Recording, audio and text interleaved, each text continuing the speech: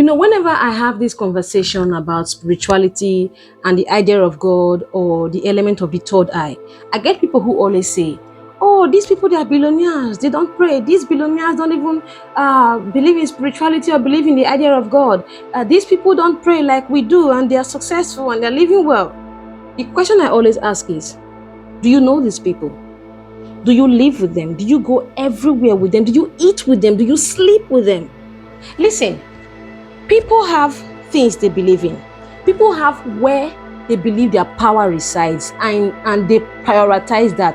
People have where they hide under, but you don't know. Just because you don't see them making videos like me, or just because you don't see them in your religious gathering or during interviews, you don't hear them talk about God, does not mean they don't believe in God. Some people are open about their faith.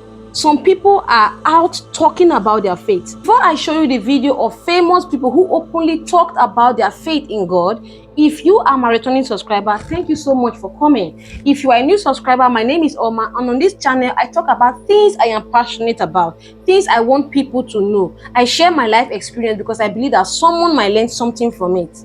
I've been praying at night. I haven't been asking God for much more than I've been thanking Him. Even when I see 11-11-444, I don't even be wishing for something sometimes. I just thank Him a lot.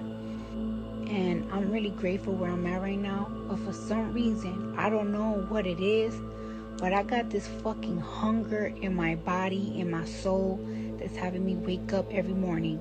Today, I feel the fierce love of all that is God so deeply, so strongly, and so purely in my heart that it lifts and carries me, and sometimes I actually feel weightless.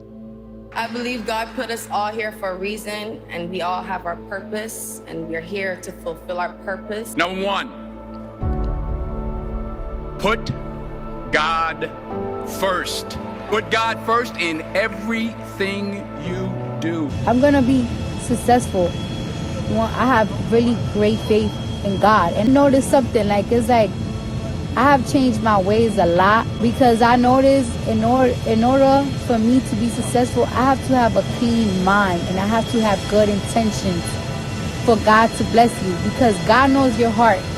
You could be out here donating money. You could be out here fucking trying to save the world. You could be out here doing the greatest things. But if you're doing it with a dirty heart, or if you're doing it with bad intentions, or you're doing it for self-intentions, it just won't count. Because at the end of the day, yeah, people are going to see it, but God knows why you're doing it. So that's why everything that I do, I always, let's say if I think something, let's say if I see somebody and I think they look weird, I ask God for forgiveness for my thoughts. Sometimes I be spazzing out on people because I'm upset, and I ask God for forgiveness for spazzing out, for being in a bad moment. And that's why I feel like I've been so lucky, because you just gotta wash and rinse your heart. Cardi B is a stripper. She is the kind of person your mother, your father, your religious leader would tell you not to go close to. But Cardi B has attained a different level of spiritual consciousness and awareness that a lot of us have not attained. She said when she thinks of something bad, something negative about someone, she immediately prays to God to cleanse her thoughts. How many of us think of something negative about someone and say, "Oh God, forgive me, why am I thinking like this?" A lot of us don't, but this is Cardi B, a stripper. She has attained this level of spiritual consciousness. We've been through members and craziness, but we always survive, and that's because we have God, and we don't fight our own battles. We don't never say anything. We let God fight the battles for us. And my mom always told me that my grandmother was in the church lighting candles and praying for her. And I am a result of my grandmother's prayers. And my mother prays for me all the time.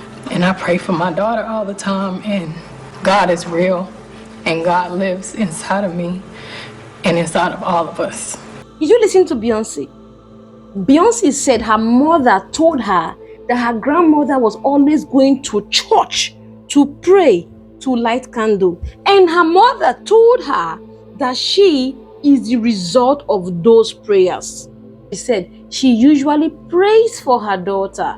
Now the question is, do you know how she prays for her daughter? You don't know. Do you know if she lights up candles every 1 a.m.? You don't know. Do you know if she carries 18 pot to a river or somewhere? You don't know. You only know she said she prays. For a little slight moment, I was like, they're right. I need to go back home to my mother. I need to go get a 9 to 5. I need to just be a regular person and forget this music thing. What pulled you through?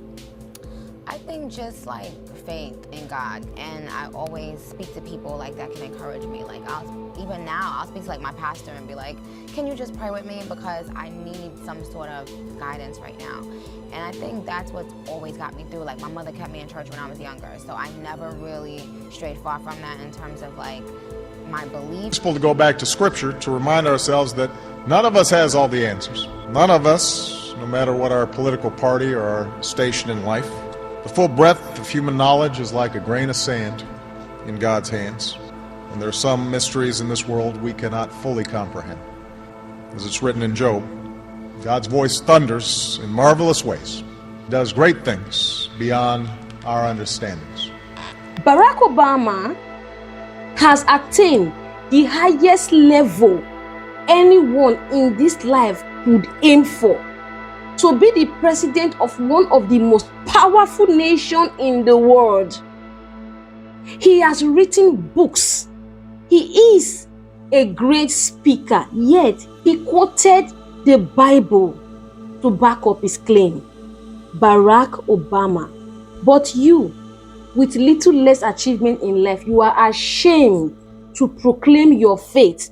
You don't want people to see that you are a traditionalist. You don't want people to see that you are a Christian. You pray to God. You pray to Jesus. You don't want people to see that you are a Buddhist or a Hindu. You are ashamed of your faith. Listen to me. God is wherever you call him. God is wherever you call him. If you go to the waterside with sacrifice and with chalk and earthen pot and pray to God, he will listen to you from there. He will assess you from there. If you go to the church and pray and light a candle, God will listen to you. He will assess you from there. Wherever you decide to stay and pray, as long as you believe in the power of the third force, in the power of the supernatural, in the power of the third eye, your guardian angel, and all the spiritual elements, that is where they will assess you from. I will tell you this today. Take your spiritual life very seriously. Get an altar. Whatever you feel can connect you to God, take that serious, and your life will change. If these famous people with all their money could come in public and say, I believe in God, I am here for a purpose, who are you? Don't forget to hit the subscribe button and turn on your notification bell, because we are going to be talking about a lot of things on this channel. I would like to see you again on my next video, because on this channel we are going to be going through a lot of journey of reorientation, awakening, and awareness. See you again.